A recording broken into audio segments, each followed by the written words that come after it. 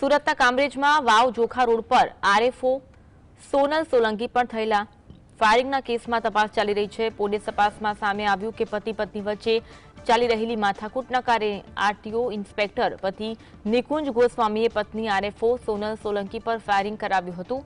જો કે બંને આરોપીઓ રીઢા ગુનેગારની જેમ ગોળ ગોળ જવાબ આપીને પોલીસને તપાસમાં સહકાર આપી રહ્યા નથી। ફાયરિંગ કરનારા ઈશ્વરપુરી ગોસ્વામીએ પોલીસને જણાવ્યું કે તેને હુમલા બાદ હથિયાર નવસારીની અંબિકા નદીમાં ફેંકી દીધું છે। આ કબૂલાતના આધારે પોલીસે એસડીઆરએફ ટીમ સાથે રાખી 6 કલાક સુધી શોધખોળ કરી હતી, પરંતુ હથિયાર મળ્યું ન હતું। બીજી તરફ ગંભીર રીતે ઘાયલ સોનલ સોલંકી હાલ સુરતની હોસ્પિટલમાં સારવાર હેઠળ છે, જ્યાં તેમની સ્થિતિ ખૂબ જ નાજુક હોવાનું જાણવા મળ્યું। આ કેસમાં ધરપકડ કરાયેલા પતિ નિકુંજ ગોસ્વામી અને ફાયરિંગ કરનાર ઈશ્વરપુરી ગોસ્વામી હાલમાં 7 દિવસના પોલીસ રિમાન્ડ પર છે।